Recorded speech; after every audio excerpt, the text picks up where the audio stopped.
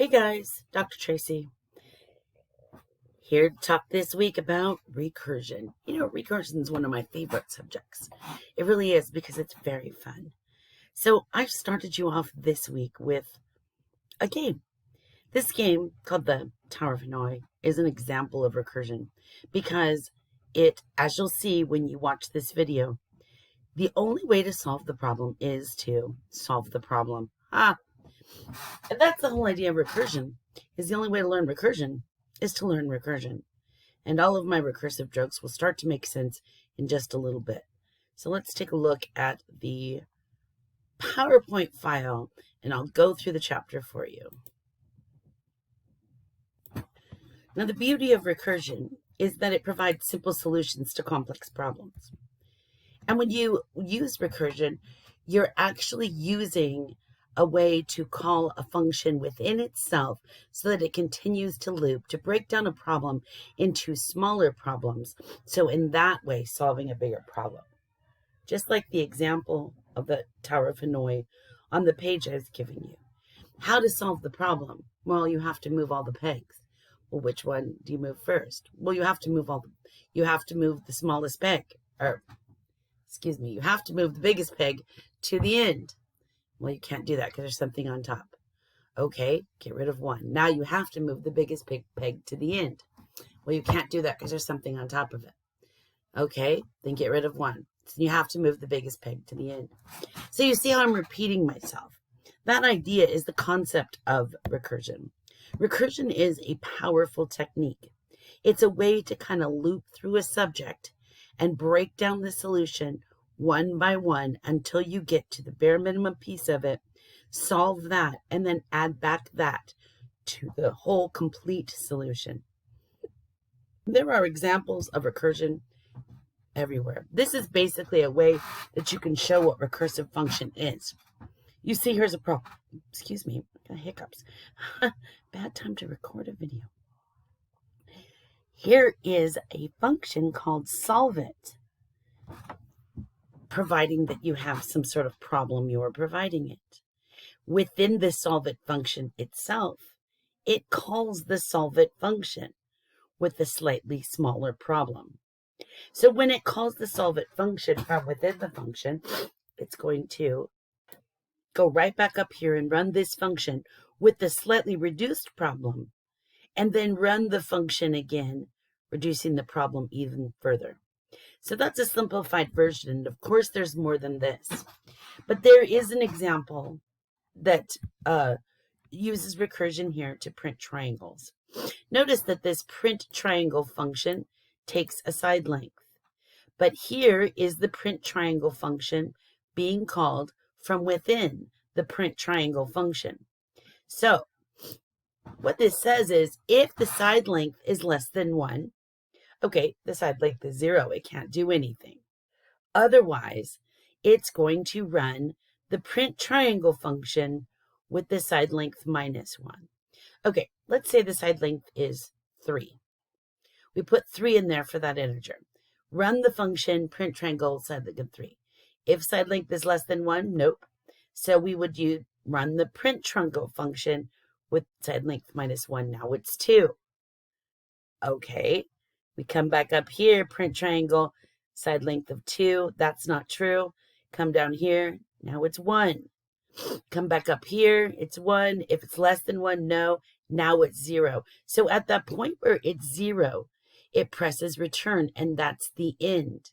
So it has effectively ended the run of that, and will say for I equals 0, I less than side length, which at that point is 1, I increase and draw a box.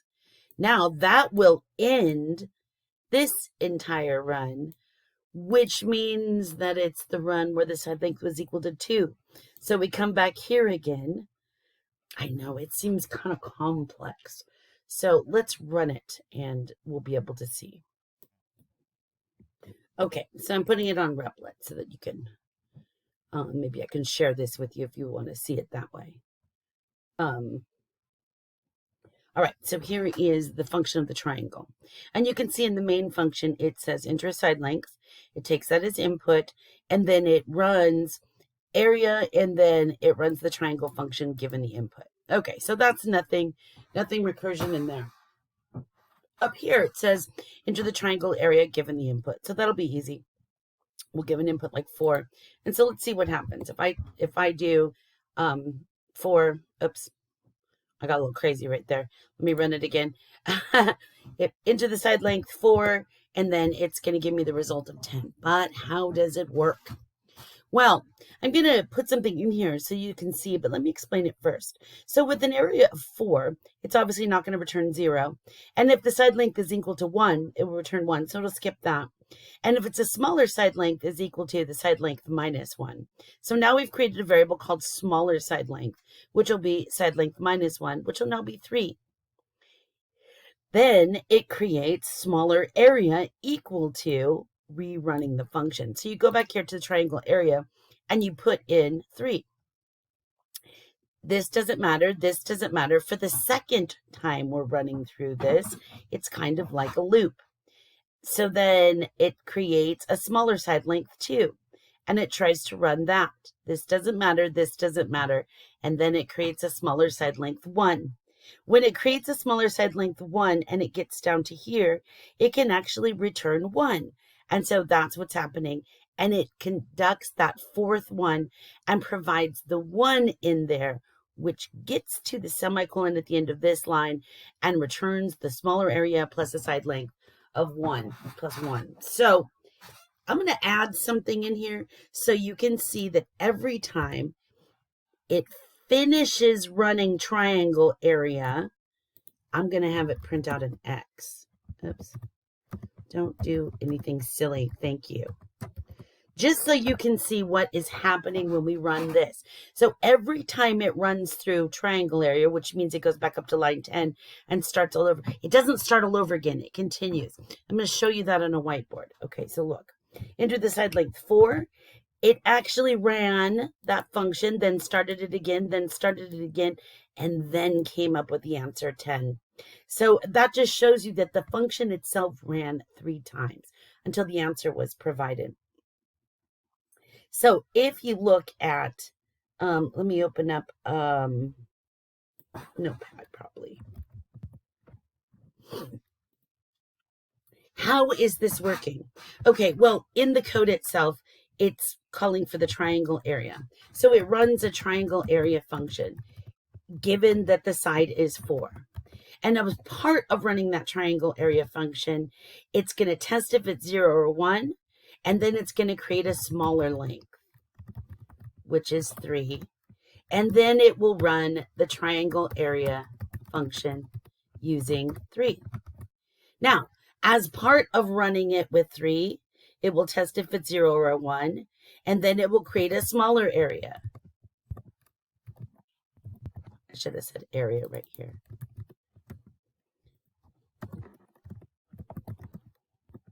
And then it will run the triangle function using area 2.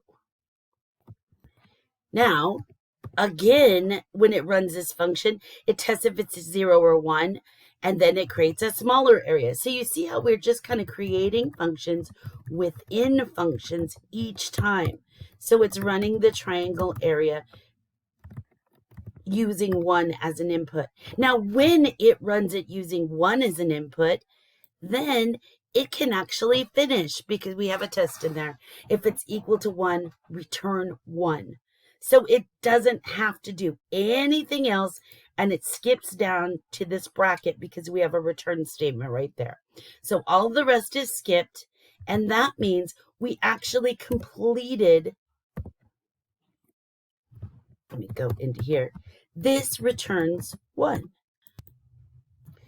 So after this, this one, triangle area using 1 as an input, is completed, and I could probably just put this in here showing that that's part of that.